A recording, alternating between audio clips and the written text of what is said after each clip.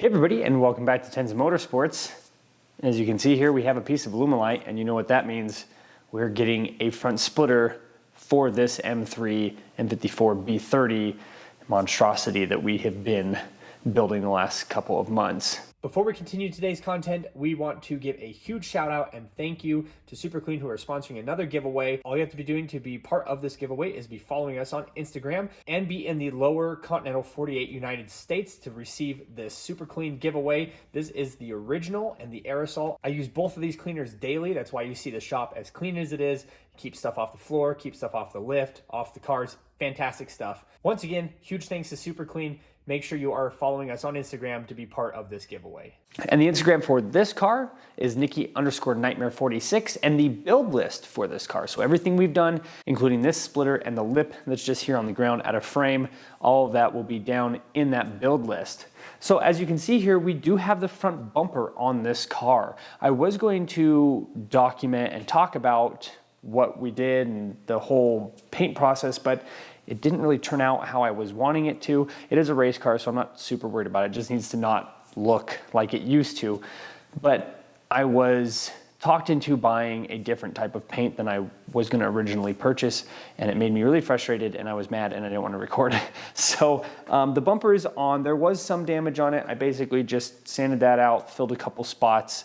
It's pretty good condition for the most part. The paint isn't perfect, but what I was wanting to do was buy a cheap Harbor Freight gun and just shoot some paint on it just like you would at a shop, where it is a fairly small piece. Well, it's a large body piece, but there's not like any big surface area. So if I was doing a hood or a door, the roof, black, especially black, I wouldn't have done it myself. But the bumper, where we're eventually going to have canards on it. We've got a lip on the bottom, which fixes one of the cracks that are in the bumper, a splitter, a toe strap, all sorts of other things are going to go on this bumper that is going to distract from it not being absolutely perfect.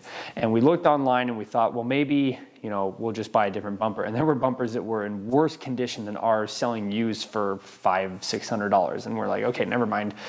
We'll work with this one and see if we can get it figured out. So we got that painted up. Now this is the exact same lip that my white race car has, except for one thing.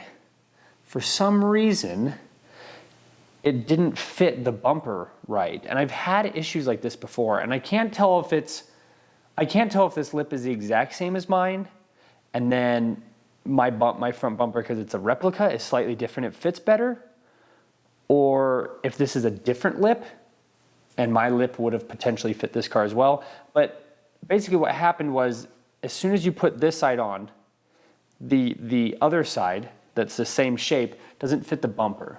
And so we had bought this lip forever ago, and I wasn't paying attention, and I didn't check to make sure that part fit, and the return window expired. This was not a very expensive lip, so I'm not super worried about it.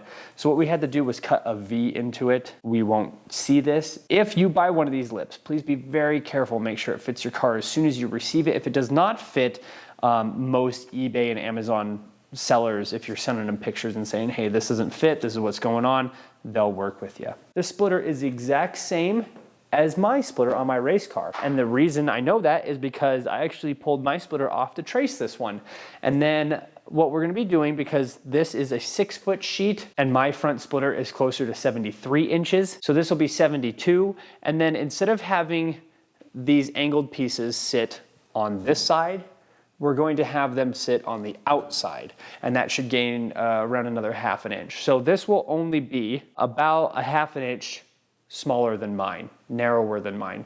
I want to say a few things before we get started. If you buy a new sheet of this, it's extremely expensive, and that's why we weren't really planning on doing this, and I just happened to come across this sheet and one other sheet. The other sheet's pretty beat up, so we'll use that as like pieces to a flat bottom on the car. This, I normally use the factory edge because it's perfectly straight, but where this had been screwed on the corners and around the edge, to a sign, which is what Alumalite is used for most of the time. This makes it so that I've got holes, and unfortunately the holes aren't in far enough to be used as bolt holes, because I thought, well, maybe I'll just use that factory edge and then I'll mount where the splitter rods need to go, and they don't really match up. So I've got to be really careful about cutting this line here and making sure it's really nice and straight. So that'll be all on me. I am I am pretty nervous about it, but it should end up looking how we want to. So anyways, enough talking, let's get this cut. I'm pretty excited to get this on the car. As you can see, the front lip is now on the car. Now, at this point is when you would normally put your Alumalite up to the bottom of the car, and then with your tires off, wheels and tires off, you can trace the inside of your fender liners and stuff and get the exact shape, come out here, get the shape you want out the front, and then do the same thing on the other side. Where I've already got a rough design here, this should be very similar to what we're working with, and then if I need to cut any more, I can. We're gonna be getting some sawhorses down and cutting the splitter out. Now, one other thing I wanna talk about real quick, the reason I have this lip is because if you put the splitter on the bottom of the car, without the lip, it'll sit up like this. And you want it to basically sit flat or slightly down. And so that lip is basically just a spacer, and that's all it is. And that's why I don't really care that it's not quite fitting right and it didn't have the best paint on it. All it is a spacer to put the splitter at the right angle. All right, so there is the splitter cut out. Now I'm gonna be doing a bit of test fitting, just making sure that everything looks correct. I also wanna make sure that this distance here and this distance here is the same on each side, and then I'll be cutting out the vertical pieces for it. It looks like, so far, looks like it's pretty good. I'm gonna get the tires put back on, and then I can take one of these jacks and slide it underneath the car, and then push the splitter up to the bottom, like I was saying earlier, how you trace it out. And then one other thing I wanna talk about real quick, if you put your hand through here, and you go straight up, you can feel the bumper bar. Now, in this car, the M3s, it's carbon fiber. On the non-Ms, it's aluminum. So what we're doing is putting a nut and a bolt through here, or however you want to mount it. This one might be a little bit difficult because the bar is actually shaped this way and not this way. And when it's shaped this way, you can get back behind it because you just reach up and you can reach back behind it. This one, I can't actually get behind it. So we're gonna have to figure out how to get there, but we're gonna go from here out the two front ones, and what we'll be doing is snipping a few of these grill pieces out, just one on each side, until this car gets an intercooler on it. That's what it'll look like, and then same thing on that side. So let's get the wheels and tires put on, get this down, and see how well it matches up to the bottom of the car. All right, everybody, there it is. It's crazy how much more aggressive it makes the car look. Just those two things, a lip and then a big old splitter.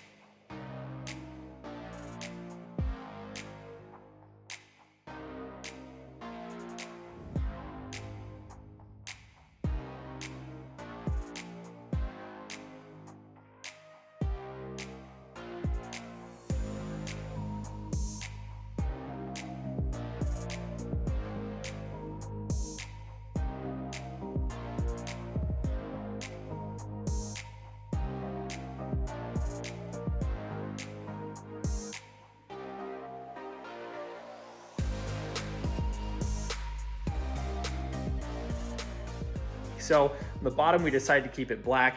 As you can see here, we were able to find some black L brackets. We just found those at our local hardware store. Nothing crazy, some rivets from the bottom and then from the side. And then you wanna make sure that when you're doing this, that you do washers. Because if you don't use washers, you'll pull the rivet through. If you look at mine, this bottom one here almost ripped through. It doesn't really look like it, but if you had it much more than that, you could have some real problems. So that's why, as you can see, I used bigger washers.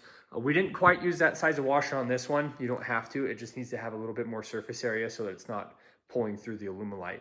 As it sits right now, it is actually just on a couple blocks of wood. You can see right behind there, there's one on the other side, just to prop it up so that we can see what the car is going to look like. I think it looks absolutely fantastic. We are doing splitter rods. I just haven't decided yet if we're going to go with the same ones that I have. And the only reason that I don't really care much for mine is because I'm actually really close to being out of adjustment, especially on these further ones here. That's the longest you can get them. And it's just better to buy actual race car splitter rod mounts. They sell them, and I'll have a link to the ones that we're looking at in the description below. But I love the way that this car looks. It actually does sit lower in the front than my race car. Thanks everybody so much for watching. If you have any comments or questions, leave them down in the comment section below. This is such a simple process, simple project. All you have to do is get yourself some Alumalite. That's the expensive part. If you can get some used stuff for free, that's great. If not, this still costs less than purchasing a pre-made one, and the pre-made ones might not be the dimensions that you want. So as of right now, with getting the used Alumalite, we'll be in this entire project about $100 with some splitter rods. If you buy some cheap ones, maybe even a little bit less. So thanks everybody so much for watching. Comments, questions down in the comment section below. Everything that we use today will be linked in the description below as always. Thanks for watching. We'll see you in the next one.